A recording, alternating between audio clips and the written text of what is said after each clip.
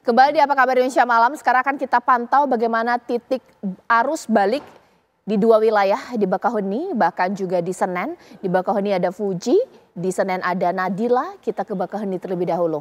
Silakan Fuji.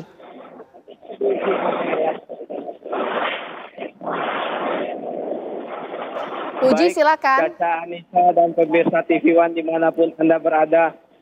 Dapat saya kabarkan bahwa kondisi di Pelabuhan Bakauheni terpantau padat, di mana pada saat ini merupakan termasuk dalam kategori atau zona merah, di mana pada puncak arus balik ini, pada arus balik Lebaran 2024 ini terdapat 3 jenis kategori, yakni pada kategori pertama, kategori hijau, di mana kondisi Pelabuhan Bakauheni terpantau ramai lancar. Kemudian pada malam hari ini yang diperkirakan merupakan puncak arus balik Lebaran 2024 sudah memasuki kategori kuning, di mana kategori kuning ini merupakan dengan jarak 1 km dari pintu masuk Pelabuhan Bakauheni. Saat ini terpantau sudah memasuki kategori kuning, di mana antrian-antrian kendaraan mulai dari kendaraan roda 2 pribadi, bus, dan kendaraan truk sembako yang membawa sembako sudah mulai memasuki pintu masuk Pelabuhan Bakauheni,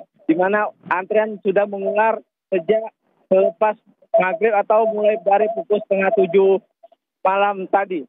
Di mana sedangkan untuk zona merah, yakni antrian kendaraan sudah mengular hingga 4 km dari pintu masuk Pelabuhan Bakauheni. Untuk itu pihak kepolisian saat ini sedang mengatur kendaraan-kendaraan dengan mempercepat bongkar muat kapal yang berada di dermaga Pelabuhan Bakauheni, di mana kendaraan yang sudah mengantri di kantung-kantung parkir mulai dari dermaga eksekutif Pelabuhan Bakauheni hingga dermaga 1 dan dermaga 6 sudah antri kendaraan yang hendak menyeberang ke Pulau Jawa. Saat ini terpantau kendaraan yang sedang antri merupakan mayoritas kendaraan dari plat-plat dari Banten, Jakarta yang hendak kembali ke Pulau Jawa, di mana dapat diketahui bahwa besok dan Selasa merupakan akhir libur sekolah dan akhir libur cuti bersama, sehingga para pekerja swasta dan aparatur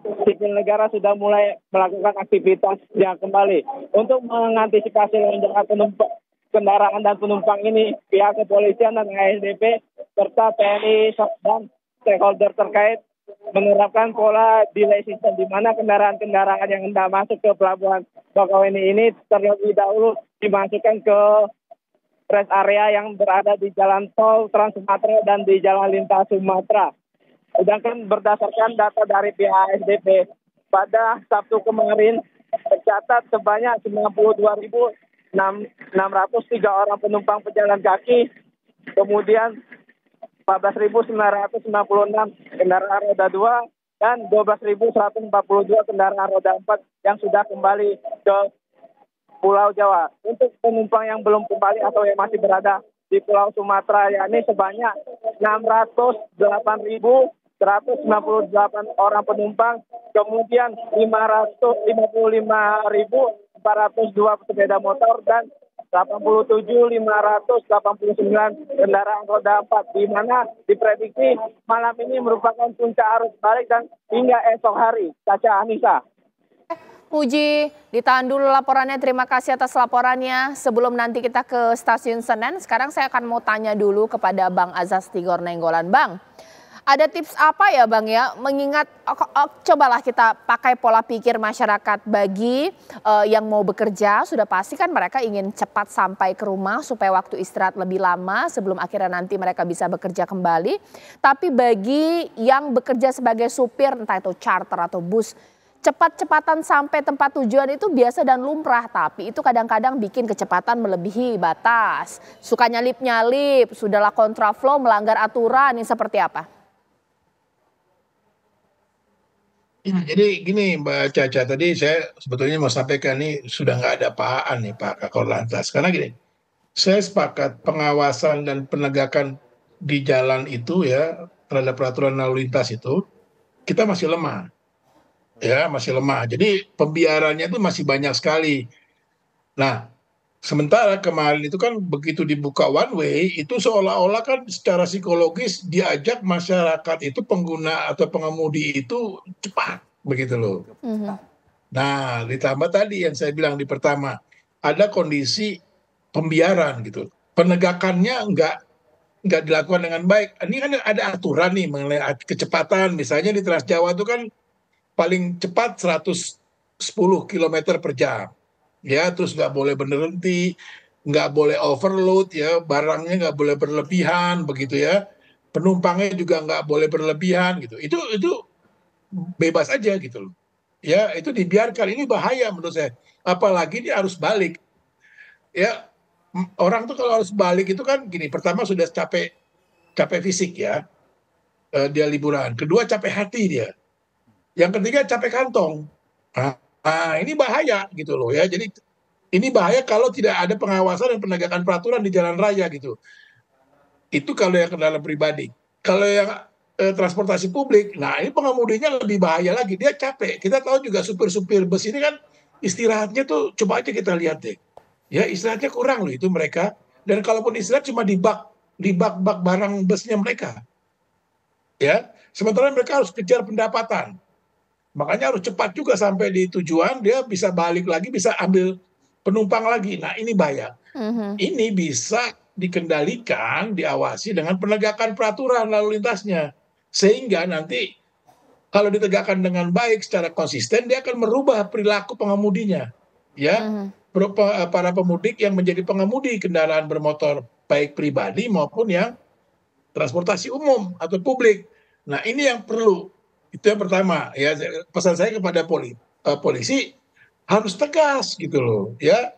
Kalau nggak tegas, peraturan nggak dijalankan, wah itu bahaya. Nggak akan merubah para pengemudi gitu ya, supaya dia lebih hati-hati. Nggak, kalau arus balik ini lebih berat dibandingkan arus mudik gitu loh. Oke. Ya kalau arus mudik dia masih senang-senang. Baik. Masih seger, kantongnya masih banyak, hatinya masih senang gitu. Kalau arus balik ini lebih kritis. Udah capek fisik, dan saya katakan capek hati, capek kantong. Baik. Tambah lagi yang mengejar setoran gitu, mengejar pendapatan untuk angkutan publik. Itu yang pertama. Yang kedua, ini kan juga nih saya lagi sedang liburan di Bogor nih. Ya, itu kota Bogor jadi macet sekali. Sementara pintu yang tadi saya katakan, begitu dilepas dari tol masuk ke jalan arteri seperti dari Puncak ke Bogor, dia stuck lagi macet. Nah, ini yang saya mau ajak, saya harapkan kepada polisi gitu ya, di polisi-polisi di tingkat lokal ya, Polres-Polres gitu ya. Kita jangan fokusnya di jalan tol. Hanya di jalan tol. Tadi saya katakan jalan arteri. Iya. Itu begitu lepas dari jalan tol udah macet. Stuck berat gitu loh. Nggak ada tugas lagi di lapangan. Nah, ini polisi-polisi di tingkat lokal ini perlu juga gitu, digerakkan. Itu Mbak Caca. Terima kasih Bang Azas Tigor Nainggolan. Sekarang saya ke Pak Trubus. Pak Trubus, bukan jadi serba salah buat aparat kepolisian ya.